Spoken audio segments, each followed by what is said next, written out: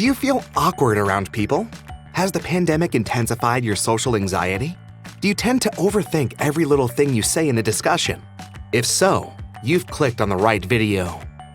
Today, we're discussing a book called How to Talk to Anyone by Leil Lowndes. Leil Lowndes has spent her life coaching people to be better communicators. In this book, Leil shares 92 effective tips and techniques that can help you improve your people skills and have great first impressions. By the end of this summary, you'll know how to make people love you, look trustworthy, break into a crowd, and talk like a VIP. Before we start, don't forget to subscribe to our channel and click the bell icon below. Okay, let's get into it. Your body language says everything there is to know about you. Leil says that nonverbal cues make up more than 80% of how people react to you when they meet you for the first time. People make assumptions about you the moment they see you and decide whether they want to talk to you or not. What leads them to make these decisions? Posture and facial expressions play a big role. Your body language is constantly sending messages about how you feel. That brings us to the first part of the book. Part 1. How to intrigue everyone without saying a word. Leil emphasizes how important the first 10 seconds are after you meet someone for the first time. To create a good first impression, you need to focus on your posture and body language more than your words. Stand tall. People usually see bad posture as a sign that they're not welcome, which makes you unapproachable. So, stand tall and let people know you're confident. Keep your arms open and by your side at all times. If you fold your arms in front, it indicates defensiveness. Arms on the side can make you look calm and trustworthy. Relax and don't fidget. Fidgety actions include shuffling your feet or touching your face. It makes you look tense, uncomfortable, or even bored. Face the person. When people come up to you to talk, turn your whole body toward them to show that they have your full attention. This shows that you're happy to be with them. Put your hands on the table while sitting. Putting your head on your hand is a sign of boredom. To have a good conversation, you need to seem interested, and the best way to do that is to keep your hands on the table. Don't look over at the clock. Checking the time or looking at your fingernails means you are bored. Be more interested in what the other person is saying. Improvise. Watch how the other person is reacting to what you're saying. Observe their behavior and plan your next move accordingly. Maintain eye contact.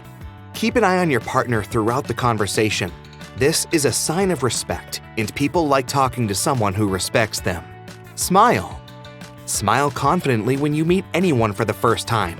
It shows friendliness toward that person, and they will feel more comfortable talking to you. Part 2. How to know what to say after you say hi. After you've made the first impression, it's time to carry on a conversation. Most people think, what if we don't have anything in common? What do we talk about then? Well, the key to finding that out is a smooth introduction. Ask the host to introduce you. This way, the host can tell the other person some interesting things about you to get the conversation going. Ask the host about your person of interest.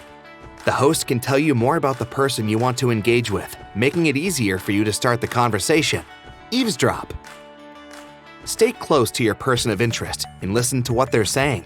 When you hear something you can talk about, you can easily join the conversation. Icebreaker. Bring something unique with you that can act as an icebreaker. This can attract people's attention, making them walk over to you and ask, "What's that?" Don't be boring. When people ask you about what you do or where you're from, don't give one-word answers. Add something unique about your job or an interesting fact about where you're from to keep the conversation going. Be a good listener. Instead of making the conversation all about you, ask your partner questions and listen to what they say. They will be flattered because of your interest in them. Repeat what your partner said. A good way to keep the other person talking is to cleverly repeat the last few words they said in a way that prompts them to elaborate on the topic.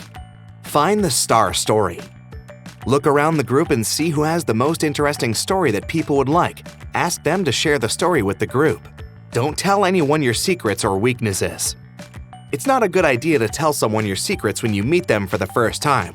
This leaves the impression that you have things to hide, making you look deceitful. Look for common ground. Having something in common with the other person can help you build a better rapport with them. This can make you get along better. Don't use one-word mumbles. Don't use words like oh, or the other person might think you are ignoring them.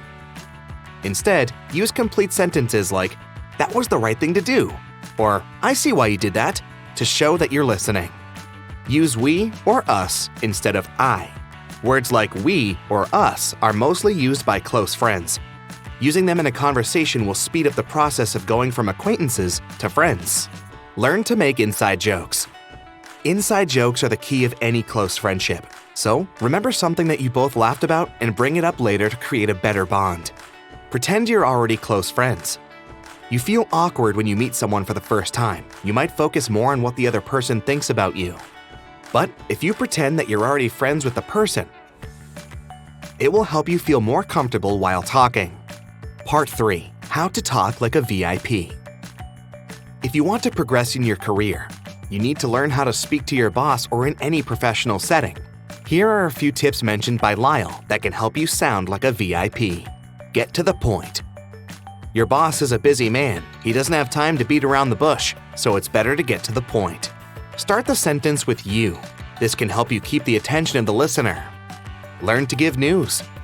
Think about the receiver's reaction before giving any news, then deliver with the appropriate tone. For example, give good news with a smile and bad news with an empathetic sigh. Say what might be interesting to the listener. Your client doesn't want to know what you do for people.